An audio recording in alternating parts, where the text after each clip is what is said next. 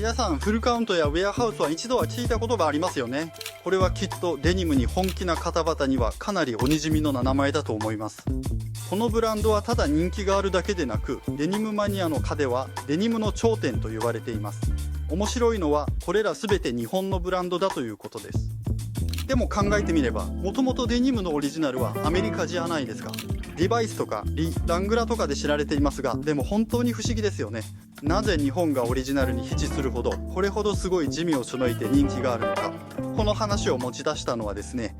先日日本センビス主ス内が主催する政治セミナーに参加してきました。最初は気軽にいろいろな話を聞くつもりでいなったのですが、実際に参加して話を聞くと想像以上に興味深い話が多くて、個人的に感じたこともたくさんありました。そこで今日はこのコンテンツで皆様にその面白い話をお届けしたいと思います。それで私が興味深く聞いた話は、日本で初めてでニーム商事を開発したメカの方がセミナーで話してくれた内容がとても面白かったことです。皆さん、ジパンという言葉を聞いたことありますか？珍しいですよね。私も随時なんですが、1900無事年代、日本に主流していた名君を日本人は GRI と呼んだそうです。そこで GRI のジを取り、米軍が採用していたパンツをジパンツと載していたものが日本特有のジパンという発音へと変化したと聞きました。この米軍が履いていたパンツが商業の暗視で流通するようになって、それが日本のデニムの歴史の始まりだそうです。このジパンと呼ばれる未病たちが履いていたジーンズが非常に人気を集めていたそうです。ジーンズ自体のデザインが綺麗だからというより、当時の日本人はこう考えていたそうです。ジーンズはアメリカの自由を表現する服だと、文化的なコードとして受け止めていたんですね。つまり何か先進文化の服を自分が着た時にちょっと洗練されて見えたり、トレンディーな感じがしたり、そういう感性が当時もあったんだと思います。だから日本の若者にとってもジーンズを履くのは大きな憧れだったそうです。しかし問題はここからです。需要過多で供給不足という状況です。だから最初は GRI が着ていた中古のパンツが商業の暗視で中古釘されて流通していましたが、それすらもなくなってしまったので、日本の無流を伴うちょっと目線の知宅商人たちがアメリカに渡ったと聞いています。アメリカの田舎らにある店を回ってですね、それを我々はデッドストックと呼んでいるそうです。そういうものを買い付けてまた流通させ始めたんです。つまりこれほどまでにアメリカのただのジーンズが日本ではとてつもない価値を持つ縁になってしまったんです。それでアメリカでも日本の若者がジーンズを求めているという噂が広まったんです。こんな噂が広まると物も貴重になり、価格も上がり、手に入れるのが一層難しくなったそうです。こうなるとどうなるか、ジャンル問わずもう自分で作ろうとなるでしょうね。それで当時万美ビフという全周波流寺無念には学生服を作っていた会社だったそうです。そこで米国のケントンミルズ社からこのデニム商事が初めて収入され、自国で風刺して作られたと言われています。それが日本書のジーンズカントンだと言われていますね。このジーンズはかなり売れましたが、問題がありました。それでも足りないと。なぜならば当時においてはこの収入というものが現在ほど素早く、あるいは原価ではなかったとのことです。このデニム商事の収入にも限界があったそうです。そうすると次にどう考えるか、もうダメだと。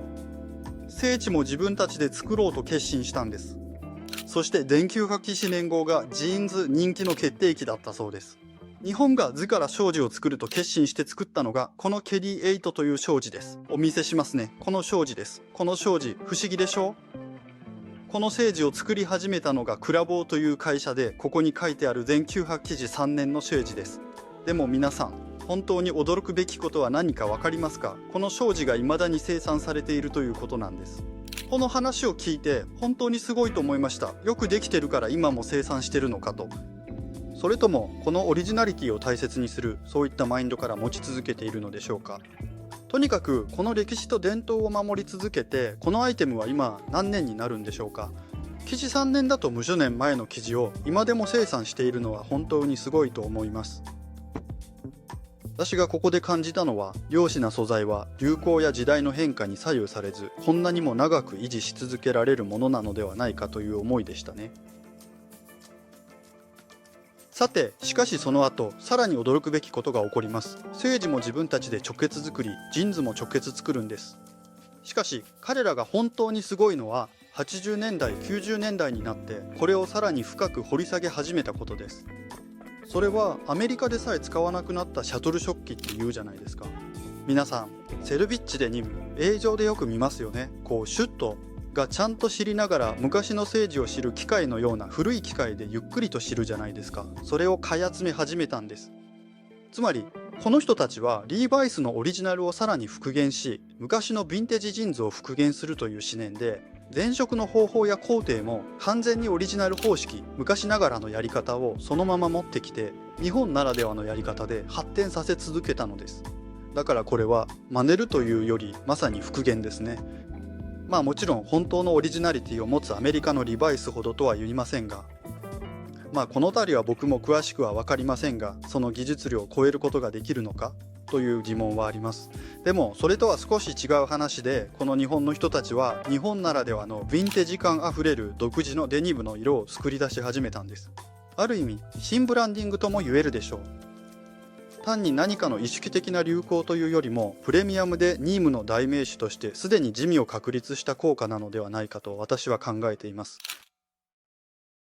それからもう一つ、私が聞いて非常に驚いた話があります。それは現在の状況についてです。今日本の工事メカの事情はどうなのか。まず3社からご説明をいただきました。共通して言えることは2つあったのですが、その1つ目が以前のようではなくなったということでしたね。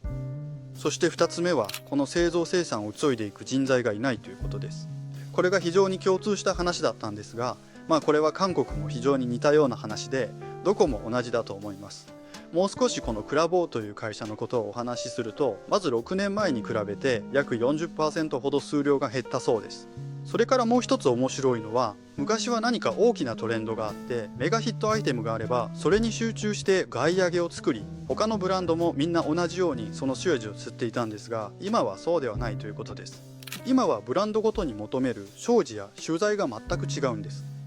なので非常に多品中少量生産になったというお話でした。これは世界中のファッションに対する消費者のニーズだと思います。最近は流行りがないとよく言われます。誰もが好きな服を着て自分のスタイルを見つけます。そういった流れが政治にまで影響を及ぼしているんだと思います。そして品手不足の問題ですが、これは別の会社の話ですが、本当にゾッとするほど似ていて、微州地域でユール生産をしている地域の話なんですが、そこは次第目の方がされているそうです。そこにも工場がたくさんあり、掃除を知ったり染めたりする所があるのですが、家業としてずっと継承してきたのに、息子さんが3人いるのに、その息子さんたちが誰も継ごうとしないと聞きました。無事無歳から龍事無歳が一番若く、それよりも年齢の主練職人や技術者が多いため、熱自分の代でこの家業を終わりにしようと考えているのが現在の状況だということです。本当に残念でもったいないですし、他人識とは思えないので非常に心に向く話でした。景気が少し悪化して売上げが縮小すると、一社で製造生産、流通、マーケーティングなどを全て行わず、ものすごく分野化されているのです。もちろん本社所有の会社も多いですが、そうでないところもかなりあり、それが一般的な政治会社のシステムだそうです。だから僕もこの話を聞いてまさに思ったのは、これから韓国の政治会社もこのような分野化されたシステムへと最終的には進んでいくのではないかということでした。これは避けられないことですが、市場規模は縮小し、需要は多様化し、そしてこの技術を継承する道もますます分散しているため、最終的には完成度を備えた企業だけが生き残るのではないかと私はあえて慎重に予測しています。このような現時点で生じている様々な困難をいかに克服するかについても多くの議論が交わされました。具体的には人材をどのように増やすか、老朽化した機械をどのように復習するかといった話もありましたが、彼らが語る眼心ポイントは私が感じたところではまさにこれだったのです。良い商事への試着心ですね。つまりどんな状況になろうともこの品質を占めないという、まさにその思念なんです。本当にそうしたものを丸に守り抜くという揺るぎない信念と強い試着こそが、このセミナーで私がとも大きく心を揺さぶられた向きだったと感じています。それで今振り返ってじっくり考えてみると、これは単に政治の話というよりは私はそんなキーワードが思い浮かびました。継続性です。私はですね、それほど死を取っているわけではありませんが、私止水を過ぎて多子時代前半を過ぎた頃に感じた最も難しいことといえば、何かを毎日長寿にやり遂げることが本当に難しいことだと思うんです。実際最近は皆さんスマートな時代中じゃないですか。